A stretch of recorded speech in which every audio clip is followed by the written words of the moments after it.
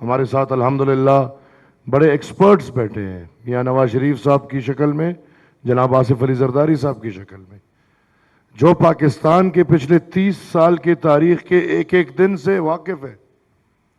ہم آج امریکہ کی مرضی کے خلاف فیصلہ کریں گے، کل آئی ایم ایف آپ کو کس نہیں دے گا، پھر حکومت کو پتہ نہیں چلے گا کہ کیا کریں کیا نہ کریں۔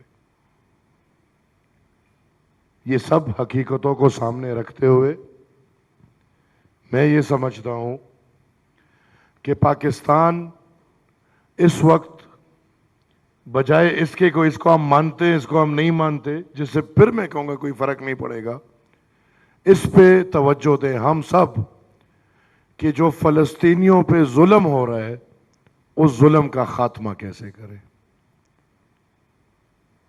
اس ظلم کو بند کیسے کریں۔ کیا ہمارے نہ ماننے سے وہ ظلم بند ہو جائے گا؟ اور اگر ہمیں یہ کوئی گارنٹی دیتا ہے کہ اسرائیل کو مان لے فلسطین پہ ظلم بند ہو جائے گا اور وہ فلسطین کو بھی مان لیں گے، تو میرے خیال میں دیکھیں، میں یہ سمجھتا ہوں کہ پاکستان ایک آزاد خود مختار وطن، دوسروں کے دکھ اور درد میں شریک بالکل ہم ہو جائیں، لیکن ان کے مسائل کو ہم اتنا نہ اون کریں کہ ہمیں ان کی مرضی کا نہیں پتا کہ وہ لوگ کیا چاہتے ہیں، لیکن ہم اپنے فیصلے اس کے اوپر ڈال دیں۔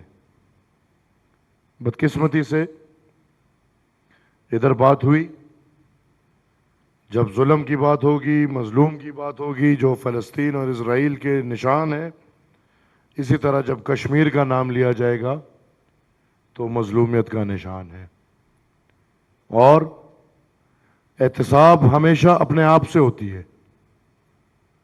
ہم کشمیر کے لوگوں کے سامنے بیٹھ کے مقبوضہ کشمیر کی بات کرتے ہیں، مجھے خود سمجھ نہیں آتی۔ ہماری شہر حق جو پاکستان کے نظریے سے ہمیں دکھایا گیا ہے، وہ شہر حق تو ہم میرے خیال میں کھو چکے ہیں،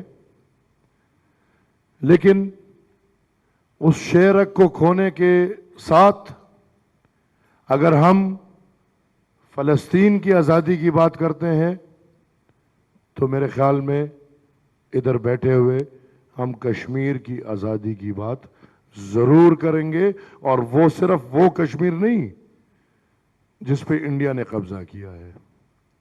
کشمیر کے 3 حصے بنا کے 3 لوگ قبضہ دار ہیں، وہ تینوں اپنا قبضہ چھوڑ کے کشمیر کی مرضی سے کشمیر کو اپنا فیصلہ کرنے دیں۔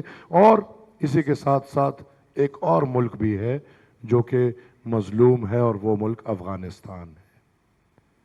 اگر ادھر میں نے باتیں سنی، ہم اگر عرب ممالک میں ایک عام ملیشیا کو کہتے ہیں کہ مانے، تو کیا آپ افغانستان میں آرمڈ ملیشیا کو ماننے کو تیار ہیں؟ اور پھر وزیر اعظم صاحب، کیا آپ پاکستان میں آرمڈ ملیشیا ماننے کو تیار ہیں؟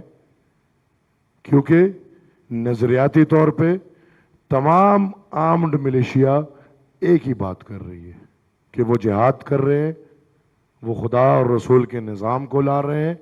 وہ اگر آرمڈ ملیشیا افغانستان میں ہو وہ بھی یہی بات کر رہے ہیں، وہ آرمڈ ملیشیا اگر پاکستان میں ہو وہ بھی یہی بات کر رہے ہیں، اور وہ آرمڈ ملیشیا اگر عرب ممالک میں ہو وہ بھی یہی بات کر رہے ہیں۔ اگر ہم پاکستان میں ٹی ٹی پی کو ماننے کو تیار نہیں تو میرے خیال میں ہم کسی بھی آرمڈ ملیشیا کے سپورٹ میں ہمیں نہیں کھڑا ہونا چاہیے۔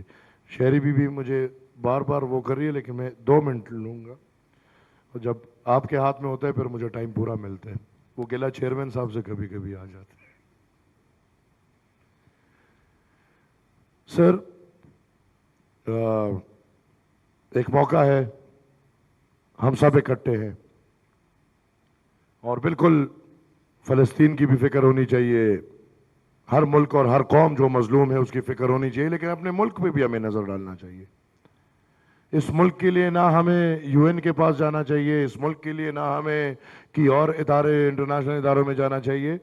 اس ملک میں خدا نخواستہ غازہ سٹرپس بن رہے ہیں. 50 سال سے اس ملک کے اندر ایک طرح یا دوسری طرح آپ کے دو پورے صوبے بلوچستان اور خیبر پختونخوا غازہ سٹرپ کا مثال دے رہے ہیں. ادھر آپ کہتے ہیں کہ 50,000 لوگ فلسطین میں شہید ہوئے ہیں. کیا آپ کے پاس وہ نمبرز ہیں کہ پختونخوا اور بلوچستان میں کتنے لوگ شہید ہوئے؟ تو میں اس وقت کا فائدہ اٹھاتے ہوئے حکومت وقت اور تمام تر پاکستان کے اداروں سے یہ درخواست کروں گا کہ آج اگر ہم جو رونا فلسطین، خدا نخواستہ 50 سال بعد کہیں ہم بلوچستان یا پختونخوا کے لیے بھی یہی رونا نہ رو رہے ہوں. ایک میری گزارش یا رائے میں کہوں گا کہ ہم کیا کر سکتے ہیں. ہم تو ایسے ملک ہیں کہ قرض دار بھی ہیں اور سب کچھ، لیکن اس ملک نے ایک کام جو بڑا بہترین کیا ہے اس کو جہاد بولتے ہیں. اور 50 سال سے اس ملک نے جہاد کو پروموٹ بھی کیا ہے.